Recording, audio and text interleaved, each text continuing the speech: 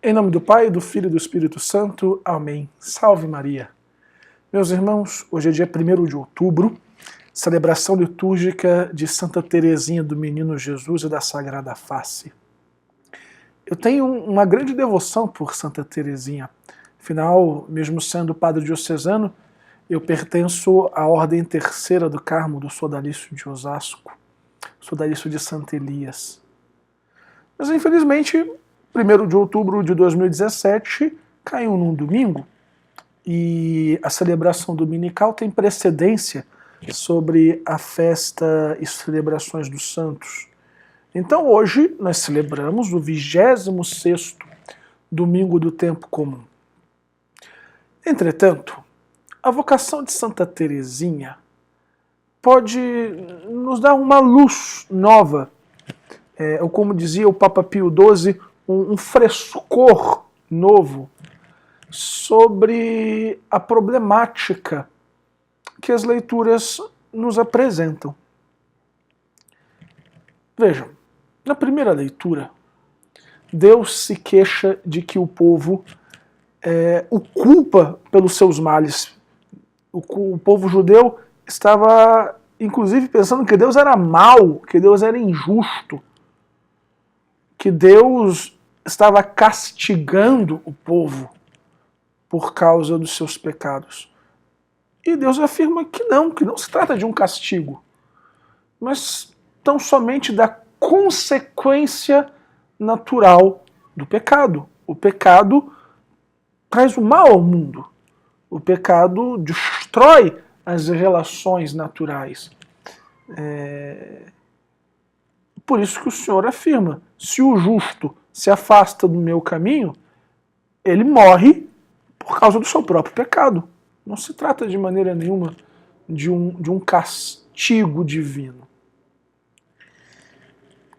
E isto me fez meditar esta semana sobre estas obras de arte que estão sendo apresentadas agora. Vocês me desculpem, mas não dá para a gente se esquivar de falar sobre esse assunto agora. Mas tenham em conta que este não é um problema recente, não. A coisa já vem se arrastando há um bom tempo. Talvez vocês lembrem que alguns anos atrás, numa parada gay, uma pessoa se vestiu de bispo, a todo caráter, e colocava camisinhas num cálice e distribuía para as pessoas, né, zombando da Eucaristia. Não sei se nesse mesmo ano ou em outro ano, uma pessoa travesti se colocou seminu, né, com seios, por assim dizer, à vista, né, ao lado de uma cruz, como se tivesse pregado numa cruz. Ano passado teve uma peça chamada Macaquinhos, acho que no Sesc, que consistia somente de pessoas peladas cheirando o traseiro um do outro. Algumas semanas nós tivemos aquela exposição do Santander, não é Santander mais, é Santander, com uma pintura da Virgem Maria segurando o chimpanzé como se fosse o menino Jesus, com pinturas de crianças tendo relação sexual com adultos, pinturas de bestialidade, de pessoas tendo relação sexual com animais, hóstias escrito vulgaridades, Nosso Senhor Jesus Cristo representado com vários braços como uma divindade pagã, segurando objetos de sadomasoquismo. E agora, como cerejinha do bolo, né, uma, aqui em São Paulo, promove uma exposição que consiste em um homem nu, e as pessoas tocam, fazem o que quiserem com ele, e permitindo que uma criança tocasse nessa exposição num homem nu. Inclusive, quem pôde ver o vídeo notou que a criança queria se afastar e alguém ia lá e empurrava a criança para que ela continuasse. Essa cena é desastrosa. E o pior é que se a gente fala alguma coisa nos taxam, a nós que reclamamos, de intolerantes, de preconceituosos, de doentes. Eu lembro que quando teve essa parada gay, que o travesti ficou nu, semi-nu, sei lá, junto da cruz, eu reclamei na época nas redes sociais e um amigo meu, eu digo amigo porque eu tenho carinho por ele, tenho afeto por ele, que foi seminarista, que foi catequista, hoje é professor de filosofia, né? Disse que eu é que era um pervertido por enxergar a erotização naquilo. Ou seja, a pessoa nua, com os seios à mostra na cruz, e o doente, o pervertido, sou eu. Ou seja, diante da blasfêmia, ele dizia que aquilo ali era um gesto muito bonito de representação da luta contra a violência, a luta contra os males feitos aos homossexuais. Não vamos entrar aqui no mérito, todos nós sabemos que, infelizmente, se maltratam pessoas por várias questões, inclusive por suas opções e escolhas sexuais. Isso é lamentável, acontece. Mas não é a forma de se protestar. Não conheço nenhum cristão aí matando homossexual. Então, é uma blasfêmia pura e simples. E agora, recentemente, com esse mesmo amigo, voltamos a discutir por causa da exposição do Kermuzio, dizendo que as obscenidades escritas em hóstias não eram uma blasfêmia, que somos nós que enxergamos sexo em tudo, que aquilo ali nada mais era do que a sacralização do corpo. Que quem vê uma criança fazendo sexo naquelas pinturas e que enxerga a maldade nisso é que é pervertido, é que é pedófilo.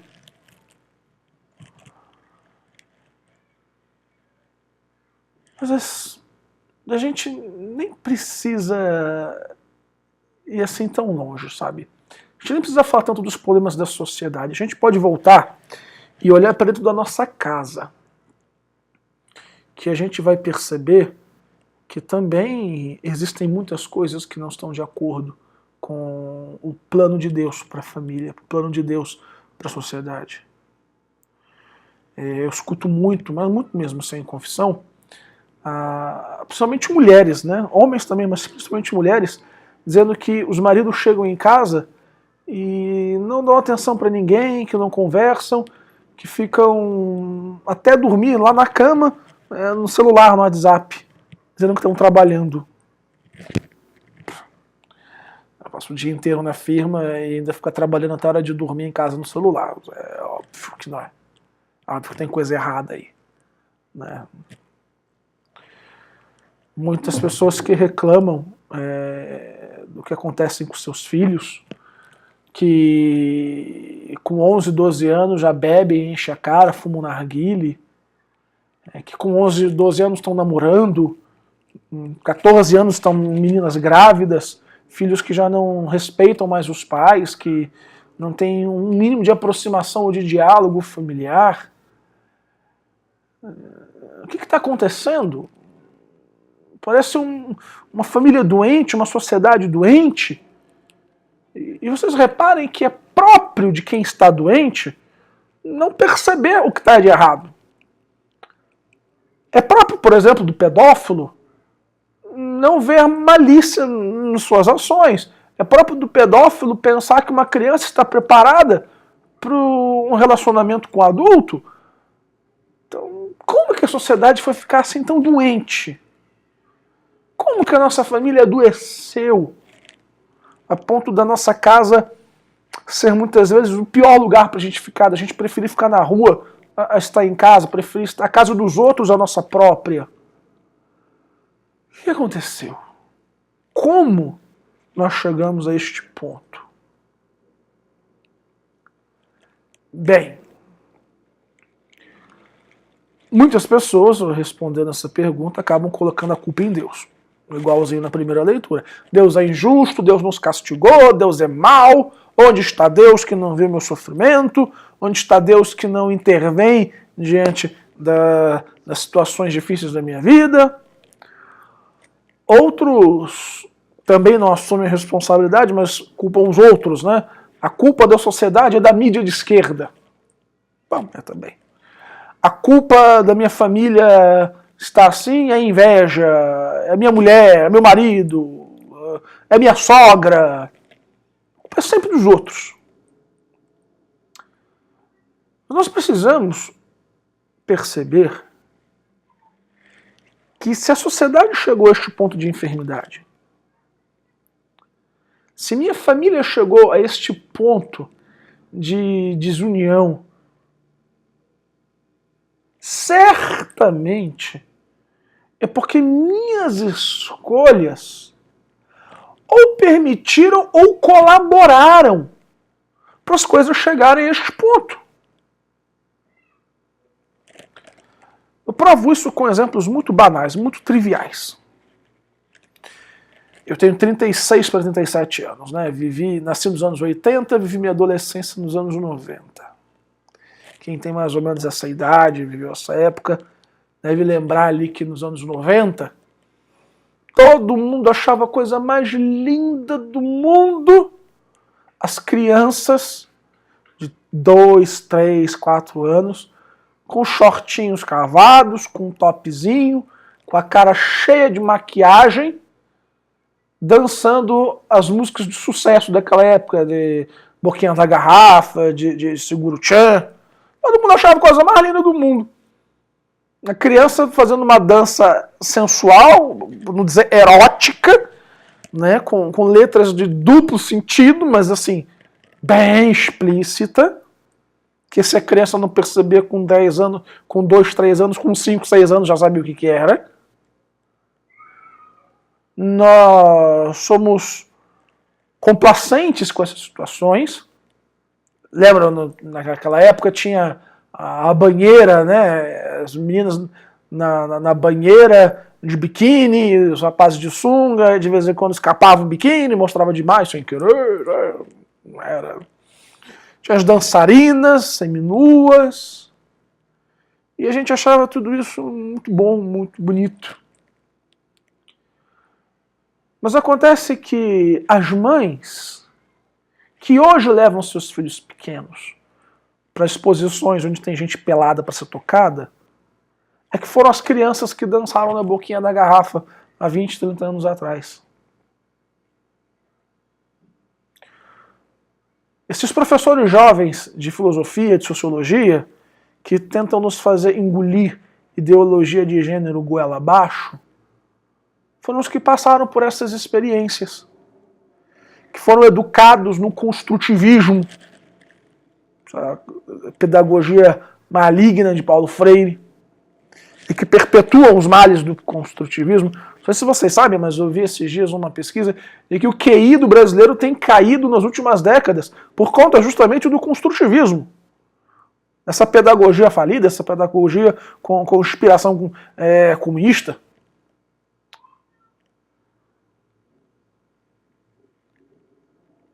E dentro das nossas casas, a situação é mais ou menos parecida. Nós somos complacentes, nos abrindo a hábitos novos, o mundo é desse jeito, precisamos nos adaptar ao mundo do jeito que ele é, aos avanços. Eu lembro quando eu era criança, lá da minha casa, tinha uma televisão preto e branco. Ninguém dava muita bola para ela. E as refeições eram todas feitas juntas, pelo menos a janta. Papai trabalhava fora. Aí depois veio assim, os anos 90, aquele plano Collor, que trouxe um monte de problemas para o Brasil, mas também permitiu importações, então as coisas ficaram muito mais baratas. E aí a gente comprou televisão colorida. Aí já ninguém mais jantava na cozinha. A janta era feita ali na sala. Todo mundo vendo novela, assistindo jornal e jantando com um prato na mão. Depois as coisas ficaram melhorzinhas. Tinha uma televisão no meu quarto, uma televisão na sala. Então meus pais jantavam na sala e eu jantava no meu quarto vendo um desenho animado. Acabou a janta de família. Isso aconteceu nos lares de praticamente todos os brasileiros. Quase ninguém mais faz as refeições juntos. Nos anos 80, 90 também, as paróquias tinham os grupos jovens que eram lotados. Aquela PJ que era um sucesso danado. Era acreditavam nos jovens. Independentemente dos excessos e das coisas muito ruins que se fizeram lá para Jota, mas o fato é que tinham muitos jovens na igreja, né? Mas aí as cidades foram crescendo, shopping aqui, shopping ali, e agora nenhum jovem mais vai na igreja no domingo. Muito no sábado à noite, e tem a festa, e tem o rolê, e tem o fluxo. Eu sou parte da periferia, tem essas realidades aqui. E nós estamos deixando, não levamos mais, paramos de levar os filhos à igreja, dizemos que faz barulho, que atrapalha. E acontece quando o jovem chega aos seus 11, 12 anos, termina a primeira Eucaristia, termina o Crisma, já não aparece mais na igreja, porque ele nunca, na verdade, compreendeu que a igreja, ele ia na igreja porque o pai mandava, nunca chegou a ter uma compreensão do mistério, porque a igreja era uma espécie de playground, os pais não tomavam conta, as crianças faziam terror na igreja, e os pais achavam bonitinho.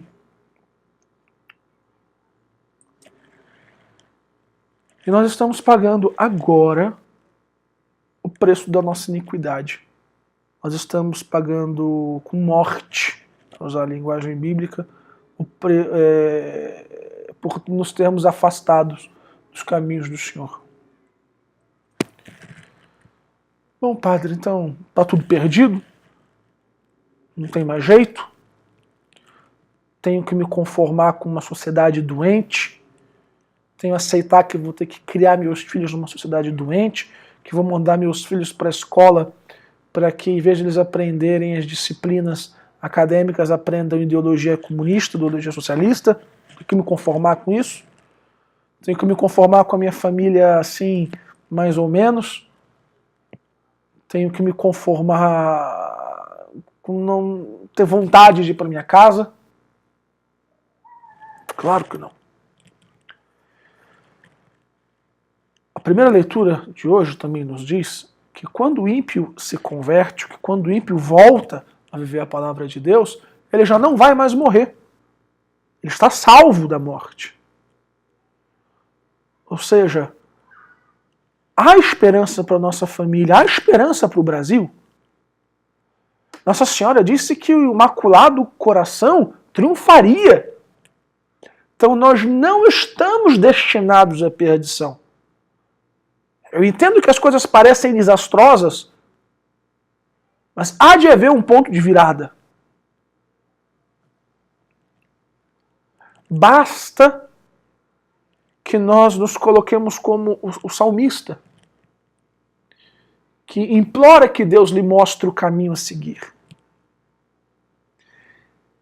Basta que nós nos coloquemos como o filho da parábola do evangelho de hoje, que tem dito não, não, não e não, mas que finalmente façamos a vontade de Deus, que finalmente façamos a vontade do Senhor. Temos dito não para Deus até agora, temos virado as costas à palavra e à vontade do Senhor até agora, mas podemos a partir deste momento começar a fazer a vontade de Deus, romper com o pensamento moderno, romper com a mentalidade pagã desta sociedade. Não é porque todos fazem desta maneira, não é porque todos fazem de um jeito que eu tenho que fazer, eu posso viver a proposta do reino de Deus. E é justamente aí que a vocação de Santa Teresinha pode nos dar uma luz nova, um sopro novo. Quem já leu a história de uma alma, a autobiografia espiritual de Santa Teresinha, deve se recordar que quando ela entrou para o convento, ela queria ser tudo. Ela queria ser freira, mas ela queria ser padre. Óbvio que não podia. Ela também queria ser missionária, mas entrou para uma ordem de clausura. Ela queria ser mártir, queria ser catequista, ela queria ser tudo dentro da igreja. É óbvio que não dá para a gente ser tudo dentro da igreja. Nós temos nossos limites. Então ela ficava se perguntando, o que é que Deus quer de mim? Onde vai ser a minha missão na igreja? E nas suas orações, meditando na palavra de Deus, ela se encontra com a eclesiologia de São Paulo. Aquela ideia de que o corpo místico de Cristo é a igreja e que nós somos membros deste corpo. Então ela tem uma epifania. Nesse corpo místico eu sou o coração. O coração que é o amor.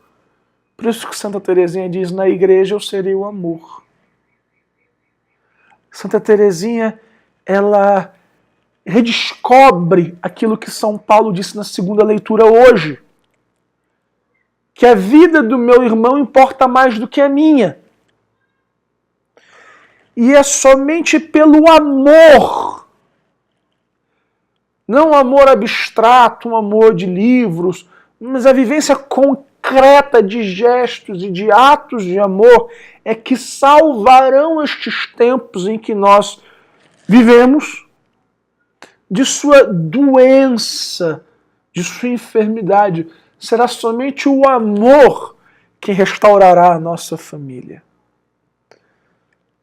No convento de Santa Teresinha tinha uma irmã que não gostava muito de Santa Teresinha.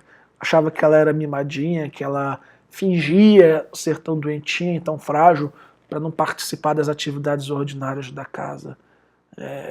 Quem lê o livro, tem até um filme muito bonito, né? No filme mostra a irmã sujando a capela que Santa Teresinha tinha acabado de limpar só para poder atormentar Santa Teresinha. E Santa Teresinha então começou a perseguir essa irmã, mas não para devolver o mal, mas para amar essa irmã. Ela cuidou dessa irmã quando essa irmã ficou muito doente. Ela fazia os trabalhos na casa dessa irmã para a irmã não se ocupar tanto. E é isso, é o amor que transforma. O amor real, o amor de cuidar, o amor de mostrar que o outro importa para mim.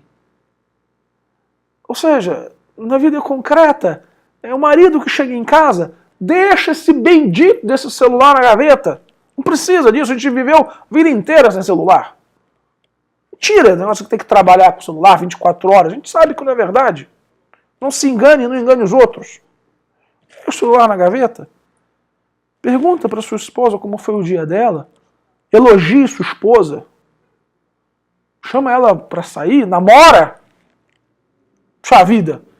Quando não era namorado, né, antes de casar, me via chamando o padre para confessar o pecado da castidade. Agora que pode não faz mais? Olha que coisa. Vai namorar com sua esposa. Vai olhar o caderno dos seus filhos. Entenda aqui uma coisa. Criança e adolescente não é de confiança. Não é. É por isso que adolescente, criança não pode ficar comendo, porque não sabe o que faz. A gente tem que ficar em cima. Eles precisam entender ainda como é o mundo. Então você tem que olhar o caderno do seu filho todos os dias para ver se ele está fazendo a lição. Você não deve deixar seus filhos adolescentes de 12, 13 anos sair para festa. Se for no aniversário do amiguinho, liga para a mãe lá. Olha, é aí mesmo a festa, 9 horas, 10 horas estou indo aí buscar. Vê quem é, com quem é. Não deixa adolescentezinho de 14 anos namorar. Que coisa... Com 14 anos estava preocupado em jogar futebol de botão, meu Deus do céu. Uma criança com 14 anos namorada, sofrendo em depressão porque terminou o namoro. Mas que é isso? Cuide da sua família. Olha o celular do seu filho, vê com quem ele está conversando. Criança e adolescente não tem direito à privacidade nenhuma, não. Parar com essas coisas. Tem que olhar, vigiar, ver o histórico do computador do seu filho, ver o que ele está olhando na internet, os vídeos que ele vê no YouTube, para não se deixar influenciar aí por esses youtubers. Olha seu filho, dê carinho, cuida dele, não terceiriza a educação do seu filho. Cuida do seu marido, faz a comidinha que ele gosta, pelo amor de Deus. Passa bem a roupinha dele, põe ali um amaciante, faz cheirosinho. É no cuidado que a gente vai curar a família. É no amor, cuidando dos nossos filhos, que nós vamos consertar, curar essa sociedade doente. Só o amor pode curar o mundo doente. Que Santa Teresinha, então, nos ensine a amar. Interceda diante de Deus, que ela mande essa chuva de rosas, ela que diz que passaria o céu fazendo bem sobre a terra, que envolva as suas orações para o nosso Brasil, para essa terra de Santa Cruz, para minha família, para a tua família, para que a gente viva de acordo com a palavra de Deus. Problema sempre vai ter na sociedade, problema sempre vai ter na família. O que não pode é viver essa família, essa sociedade doente. Isso tem cura no amor. Santa Teresinha do Menino Jesus e da Sagrada Face, rogai por nós. Em nome do Pai, do Filho e do Espírito Santo. Amém.